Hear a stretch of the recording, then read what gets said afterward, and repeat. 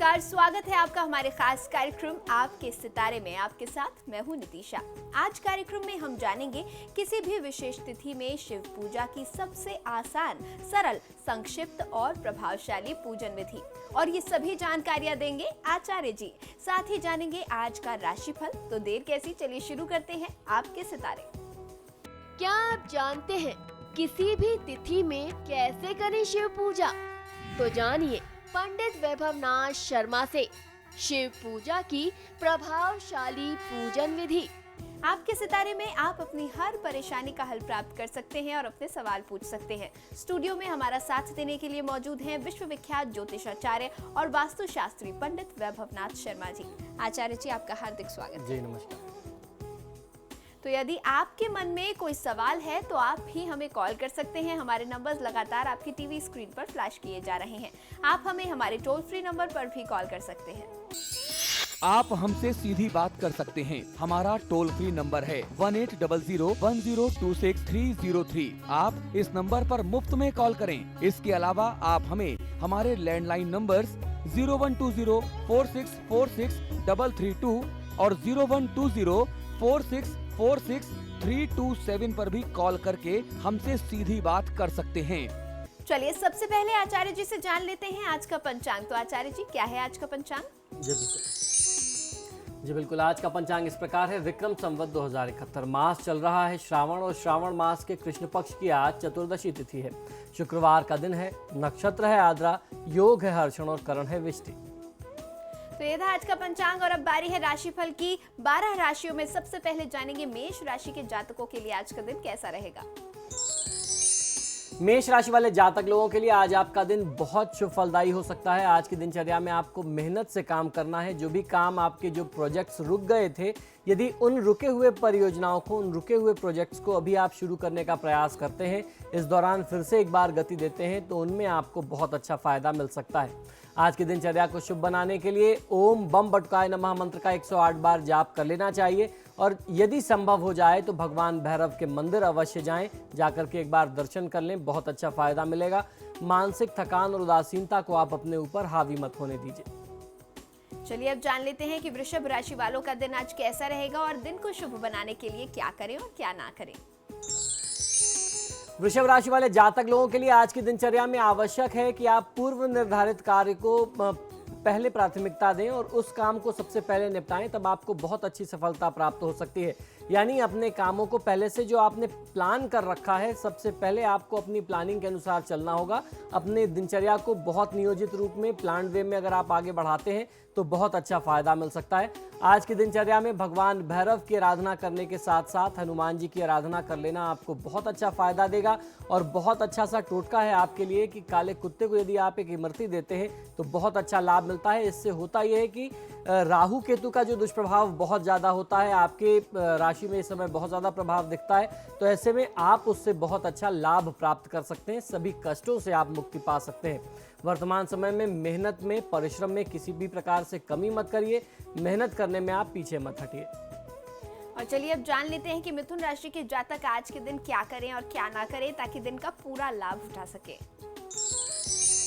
मिथुन राशि वाले जातक लोगों के लिए आज का दिन जो है व्यापारिक तौर पर आर्थिक मामलों में सामान्य रहने वाला है, लेकिन स्वास्थ्य संबंधी समस्याएं, स्वास्थ्य संबंधी पीड़ा आपको मिल सकती है। खास तौर पर उदर यानी पेट से संबंधित या फिर मस्तिष्क से संबंधित न्यूरो प्रॉब्लम, सिर में दर्द या कुछ और बड़ी समस्या आपको परेशान कर सकती है। आज की दिनचर्या में चिंता मुक्त रहने के लिए प्राणायाम का भी सहारा लिया जा सकता है। योग प्राणायाम आप कर सकते हैं और उसके साथ साथ महादेव की पूजा आराधना करें।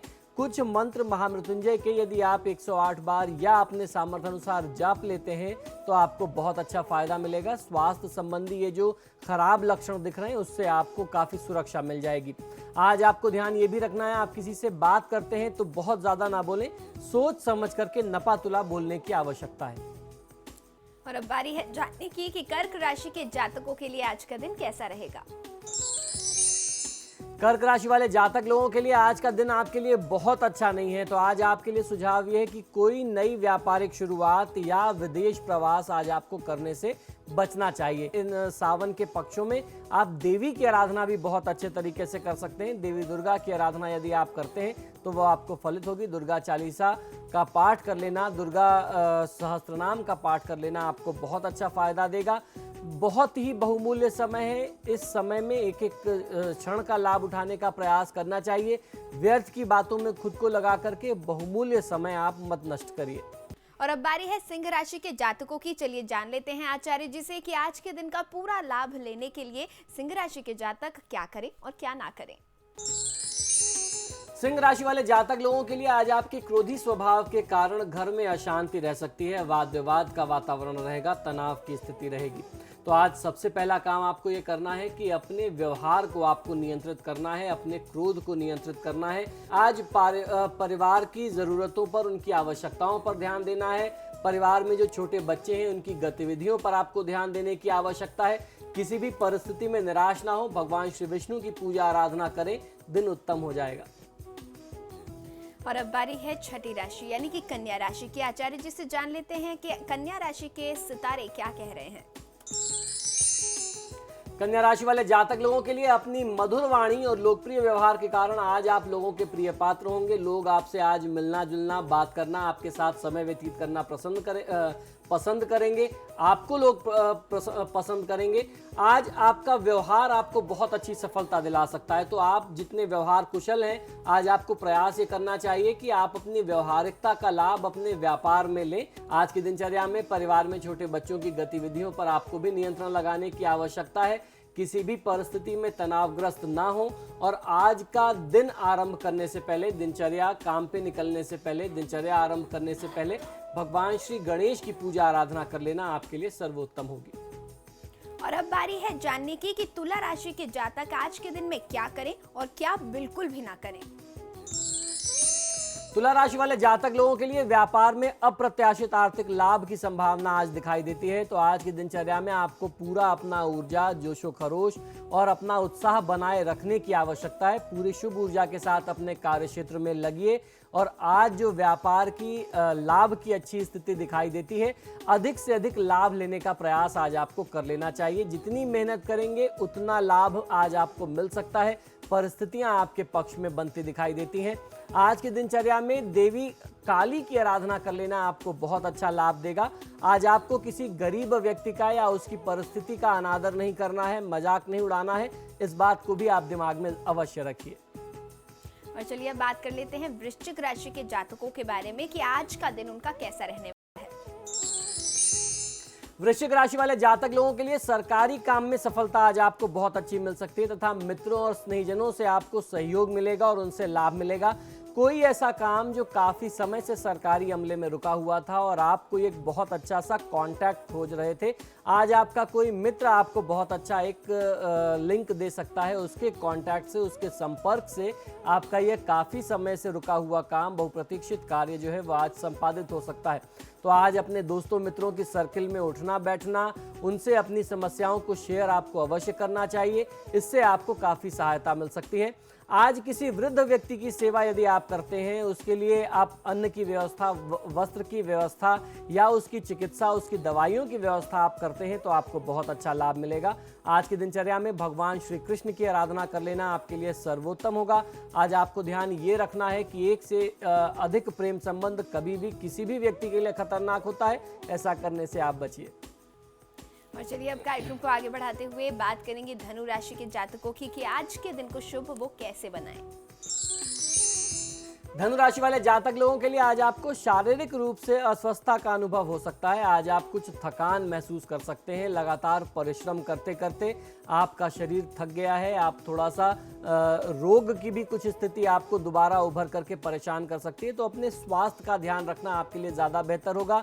आज की दिनचर्या में धार्मिक स्थान में समय व्यतीत करना, घर के आसपास जो भी मंदिर हो, कोई भी देवालय हो या धार्मिक स्थल हो, किसी भी धर्म का हो, वहाँ जा करके अपनी तरफ से कुछ सेवा भाव से कुछ वहाँ सेवा करना, वो आपको बहुत अच्छा लाभ दे सकता है। तो इस तरीके के धर्म कर्म में आज अगर आप समय व्यतीत करते हैं, अपने काम के दबाव से, काम के समय से कुछ समय अलग निकाल करके, तो आपको बहुत अच्छा फायदा मिलेगा। परिवार के जो भी लोग हैं, जो आपके परिजन हैं, वो आपको कुछ सुझाव देते हैं यदि, तो उनकी बातों को आपको अन्यथा नहीं लेना चाहिए, उनकी बातों को अनदेखा नहीं करना चाहिए। और चलिए अब जान लेते हैं कि क्या कहते हैं मकर राशि के जातकों के सितारे। मकर राशि वाले जातक लोगों के लिए आज की दिनचर्या में आपकी मानसिक स्थिति बहुत अच्छी रहेगी। आज आप तनाव मुक्त हो सकते हैं और जब व्यक्ति की मानसिक स्थिति अच्छी होती है तो वह निर्णय बहुत अच्छे करता है। आप जो भी निर्णय करेंगे अपने परिवार से संबंधित या अपने कार्यक्षेत्र, अपनी नौकरी या व्यापार से संबंधित, तो आपके वह निर्णय हमेशा आपके पक्ष में होंगे। आज के दिन का और अच्छा सा लाभ लेने के लिए सफेद वस्तु का दान करना आपको बहुत अच्छा फायदा देगा और क्रोध करने से बचना चाहिए। मूलतः सफेद वस्तु के दान में दूध, दही, चीनी, चावल का ही दान किया जाता है। कुछ दक्षिणा के साथ किसी ब्राह्मण को यदि आप ये दान करते हैं और माँ लक्ष्मी की आराधना करते हैं तो निश्चित तौर पर आज सफलता बहुत अच्छी मिलनी है। और चलिए अब जान लेते हैं कि कुंभ राशि वालों का आज का दिन कैसा रहने वाला है, क्या कहते हैं उनके लिए आज के सितारे। कुंभ राशि वाले जातक लोगों के लिए आज की दिनचर्या में आज आपके उत्साह में कमी आने से आपकी स्फूर्ति यानी आपकी ऊर्जा घटती हुई सी आपको प्रतीत होगी। तो आज आपको अपनी तरफ से प्रयास ये करना है, जब आपको मालूम है कि आज आपका उत्साह कुछ कम हो सकता है, तो आज आपको अपनी तरफ से ऐसा प्रयास रखना चाहिए कि आपके उत्साह में कमी ना आए। आपको करना यह है कि आप काली वस्तु का दान करें और उसके साथ साथ ओम गं गणपतये नमः मंत्र का 108 बार जाप कर लेना आपको बहुत अच्छा लाभ देगा। भगवान गणेश की कृपा दिलाएगा और जब आप दिन की शुरुआत ही गणेश आराधना से करेंगे, श्री गणेश करके करेंगे, तो किसी भी प्रकार की नकारात्मक ऊर्जा आपको बहुत ज्यादा समय तक परेशान नहीं कर पाएगी। आज आपको ध्यान ये रखना है कि आज मन बहुत ज्यादा प्रभावित रहेगा, मन जो है वो बहुत अप्रसन्न स्थिति में रहेगा। तो ऐसे में किसी की निंदा करने में समय नष्ट ना करें। अपने उज्जवल भविष्य के बारे में आपको चिंतन और मनन करते रहना चाहिए। और अब बारी है 12वीं राशि यानी कि मीन राशि के जातकों की। चलिए जान लेते हैं आज की तिथि में मीन राशि के जातक क्या करें और क्या ना करें।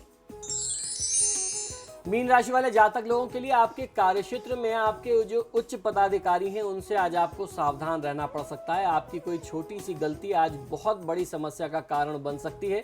भगवान श्री विष्णु और माँ लक्ष्मी की पूजा आराधना आपके लिए सर्वोत्तम होगी।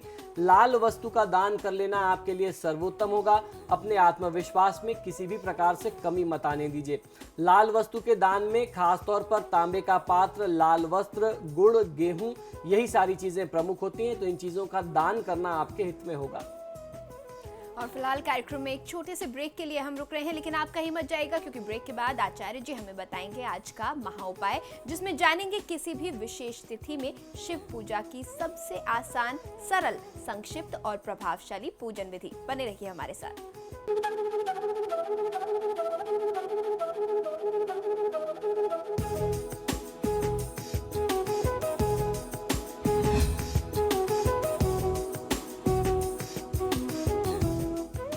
ब्रेक के बाद आप सभी का एक बार फिर स्वागत है। चलिए अब जान लेते हैं आज का महा उपाय, किसी भी विशेष तिथि में शिव पूजन की सबसे आसान, सरल, संक्षिप्त और प्रभावशाली विधि विधान।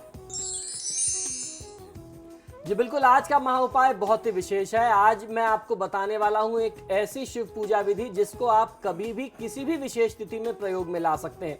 जी हाँ, चाहे वह सावन का महीना हो, सावन का सोमवार हो, सावन में पड़ने वाला प्रदोष हो, या सावन में और भी जो भगवान शिव से जुड़ी हुई विशेष तिथियां आती हैं, नाग पंचमी जैसी तिथियां आती हैं, या सावन की जो शिवरात्रि होती है, इन तिथियों में आप किस प्रकार से महादेव की पूजा करें, या इसके अलावा जो 16 सोमवार के व्रत की पूजा विधि है उसमें तो सावन होता नहीं है, बाकी के 12 सोमवारों में, तो उसमें आपको कैसे पूजा करनी चाहिए, या महीने में जो एक बार पूरे वर्ष में जो शिवरात्रि हर महीने आती है जिसे मास शिवरात्रि कहते हैं, उस शिवरात्रि पर किस प्रभावशाली विधि के माध्यम से आपको शिव पूजन करना चाहिए, या फिर साल में एक बार जो महाशिवरात्रि आती है उस पर आप किस प्रकार से संक्षिप्त रूप में लेकिन प्रभावशाली विधि विधान के अनुसार महादेव को प्रसन्न करें, इससे जुड़ी हुई जानकारी आज हम आपको देने वाले हैं। ये हमारे दर्शकों का लगातार प्रश्न रहा है कि कोई एक ऐसी साधारण सी विधि होनी चाहिए जिससे हम हर विशेष तिथि में महादेव को प्रसन्न कर सकें। भगवान शिव का प्रिय माह श्रावण मास को ध्यान में रखते हुए संक्षिप्त किंतु पर्याप्त शिव पूजन की विधि निम्न प्रकार से पूर्ण की जा सकती है, जिस प्रकार से मैं आपको बताने जा रहा हूं। आपको करना यह चाहिए कि श्रावण मास की किसी भी तिथि या दिन को, विशेषतः खासतौर पर सोमवार को प्रातःकाल उठ करके शौच स्नान आदि से निर्वृत्त होकर के त्रिदल वाले सुंदर साफ बिना कटे फटे कोमल बिल्व पत्र 5, 7 या 9 आदि की संख्या में आपको ले लेना चाहिए। अक्षत अर्थात बिना टूटे हुए चावल जिसे अक्षत कहते हैं, बिना टूटे फूटे चावल, साबुत चावल, उनके दाने आपको ले लेने हैं।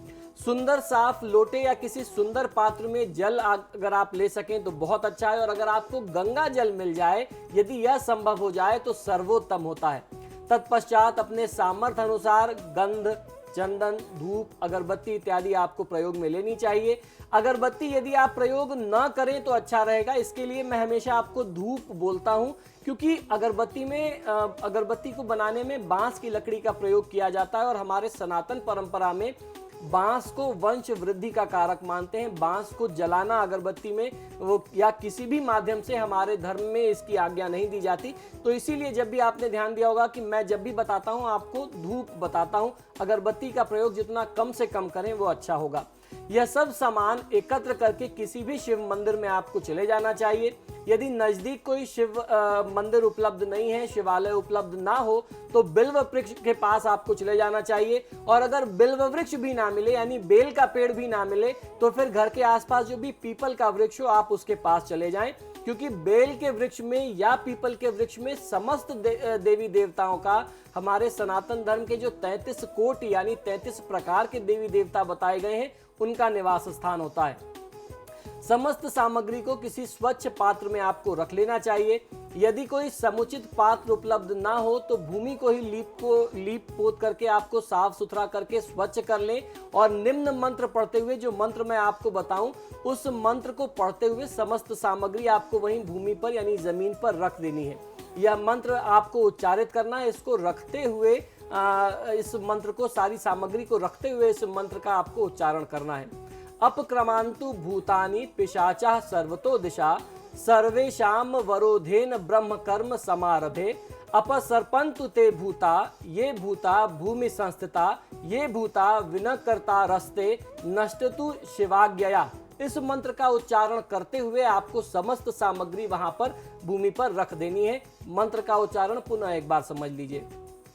अपक्रामंतु भूतानि पिशाचा सर्वतो दिशा सर्वेशाम वरोधेन ब्रह्म कर्म समारभे अपसर्पंतु ते भूता ये भूता भूमि संस्थिता ये भूता विनकर्ता रस्ते नष्टु शिवाज्ञया।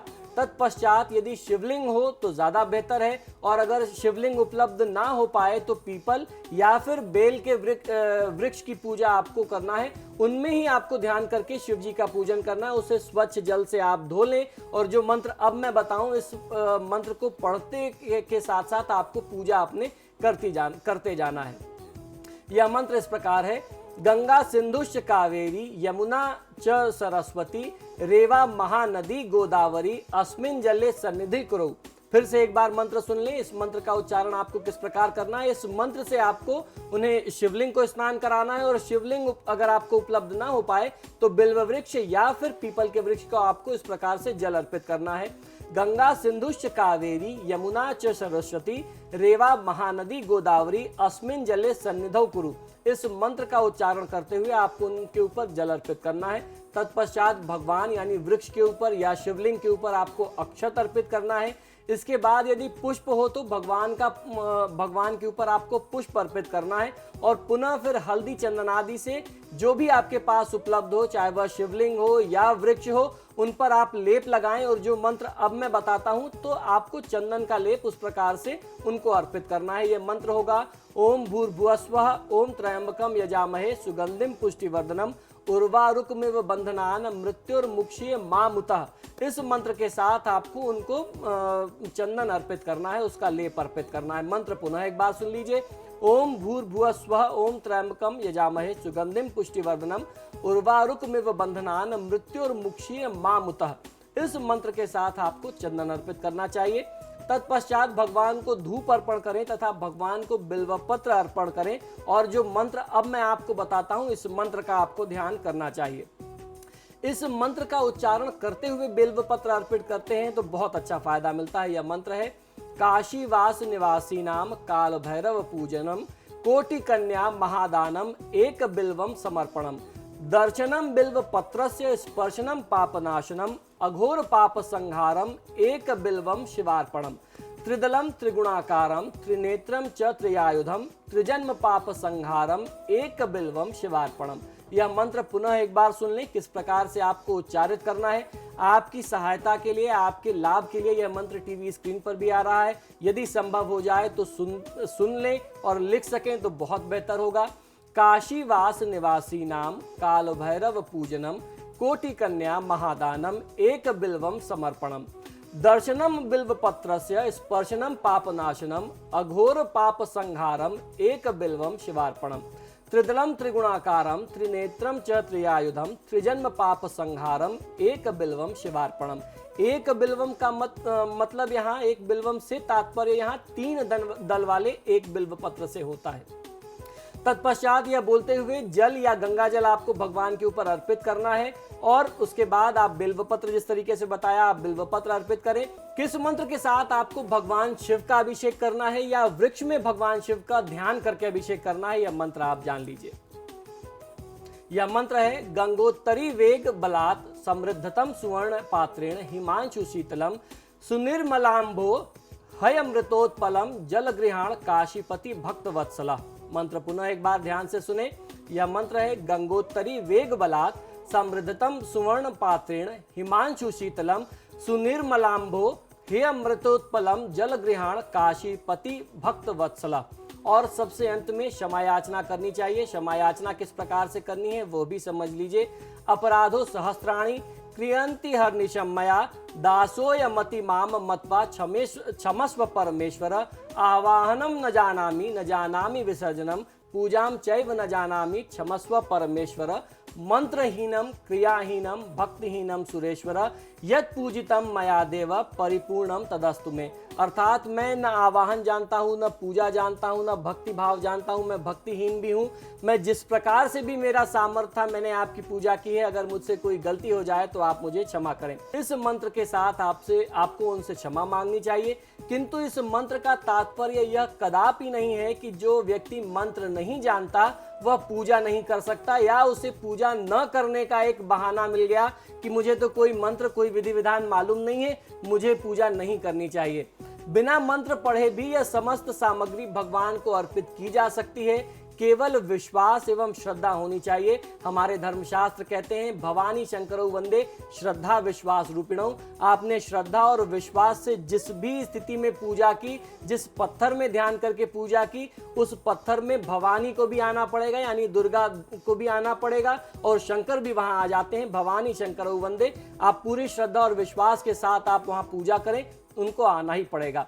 भगवान भोलेनाथ ने स्वयं कहा है कि न मे प्रिय चतुर्वेदी मद भक्त श्वचो पबीय तस्मै देयम ततो ग्राह्या सच पूजो यथा अहम पत्रम पुष्पम फलम तोयम यो मे भक्त्या प्रयच्छति तस्याहनम न प्रणश्यामि सच में न प्रणश्यति। अर्थात जो भक्त बिना भक्ति भाव से भी किसी वेद मंत्र के बिना उच्चारण किए मात्र से पत्र, पुष्प, फल अथवा जल यथासाध्य एवं अनायास प्राप्त वस्तु प्रेम पूर्वक मुझ पर समर्पित करता है, उस व्यक्ति में, यानी उसका जो मुझ में तल्लीन हुए व्यक्ति में, उसके अंतःकरण वाले भक्त के द्वारा प्रेम पूर्वक दिए हुए उपहार भेंट को मैं स्वयं खा लेता हूँ, ग्रहण कर लेता हूँ, अर्थात स्वीकार कर लेता हूँ। उसके लिए मैं अदृश्य नहीं होता और वह व्यक्ति मेरी दृष्टि से कभी ओझल नहीं हो सकता।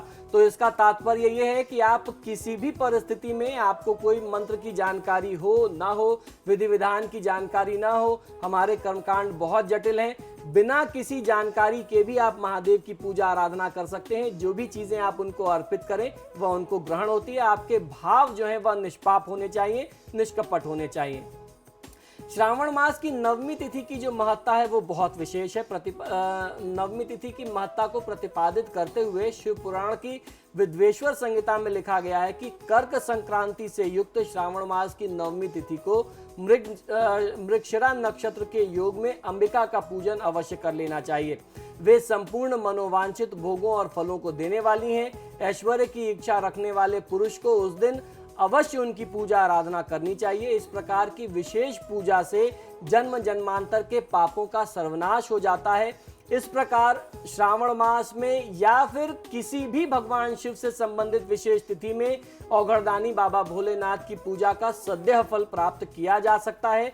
विशेष खासतौर पर शनिकृत पीड़ा, यदि कोई शनि के दुष्प्रभावों से परेशान है, शनिकृत पीड़ा में चाहे वह 7.5 हो या शनि की ढैया हो या शनि की अशुभ स्थिति में दशा अंतरदशा चल रही हो, शनिजन्य चाहे कोई भी पीड़ा क्यों ना हो, हर तरह के कष्टों से मुक्ति प्राप्त हो जाती है। महादेव की ये जो पूजा है ये बेहद प्रभावशाली है। किसी भी स्थिति में, किसी भी तिथि में इसका लाभ लिया जा सकता है। और फिलहाल आपके सितारे में आज के लिए इतना ही। आचार्य जी, आप हमारे स्टूडियो में आए इसके लिए बहुत बहुत धन्यवाद। जय महाकाल। फिलहाल मुझे दें इजाजत। खबरों के लिए देखते रहिए समाचार प्लस।